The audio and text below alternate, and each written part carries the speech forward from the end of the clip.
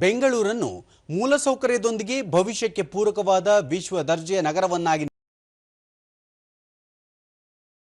1.25 ಲಕ್ಷ ಕೋಟಿ ರೂಪಾಯಿ ವೆಚ್ಚದ 1082 ನಗರ ಮೂಲಸೌಕರ್ಯ ಯೋಜನೆಗಳನ್ನು ರೂಪಿಸಲಾಗಿದೆ ಎಂದು ಬೆಂಗಳೂರು ನಗರಾಭಿವೃದ್ಧಿ ಸಚಿವರು ಆಗಿರುವ ಉಪಮುಖ್ಯಮಂತ್ರಿ ಡಿಕೆ ಶಿವಕುಮಾರ್ ಹೇಳಿದ್ದಾರೆ.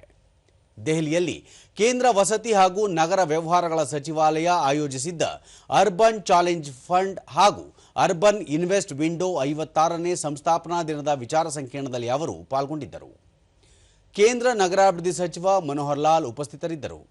ಈ ವೇಳೆ ಡಿಕೆ ಶಿವಕುಮಾರ್ ಬೆಂಗಳೂರು ಇಂದು ವಿಶ್ವದ ಗಮನ ಸೆಳೆಯುತ್ತಿದ್ದು ದೇಶದ ಮಾಹಿತಿ ತಂತ್ರಜ್ಞಾನ ಕ್ಷೇತ್ರವಾಗಿ ರೂಪುಗೊಂಡಿದೆ. ಈ ಹಿನ್ನೆಲೆಯಲ್ಲಿ ಕಾಲಕ್ಕೆ ತಕ್ಕಂತೆ ಬೆಂಗಳೂರನ್ನು ಅಭಿವೃದ್ಧಿಪಡಿಸುವುದು ಅಗತ್ಯವಾಗಿದೆ.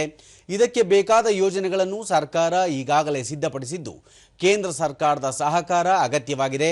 ಕೇಂದ್ರ ಸರ್ಕಾರದಿಂದ 5,500 ಕೋಟಿ ರೂಪಾಯಿಗಳಿಗಿಂತ ಹೆಚ್ಚಿನ ಅನುದಾನವನ್ನು ರಾಜ್ಯ ಸರ್ಕಾರ ನಿರೀಕ್ಷಿಸುತ್ತಿದೆ ಎಂದು ಹೇಳಿದರು.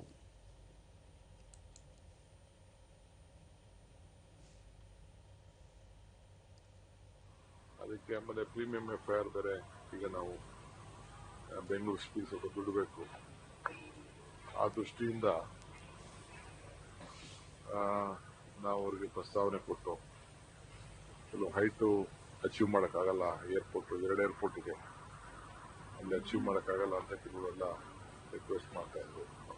ಈಗ ಬೆಂಗಳೂರು ಬಿಸ್ನೆಸ್ ಕಾರಿಡಾರ್ ಪಕ್ಕದಲ್ಲೆಲ್ಲ ಸ್ವಲ್ಪ TDR ತಗೊಳ್ಳೋರಿಗೆ, FIR ತಗೊಳ್ಳೋರಿಗೆಲ್ಲ ಸ್ವಲ್ಪ ರೆಸ್ಟ್ರಿಕ್ಷನ್ಸ್ ಹಾಕಬೇಕು.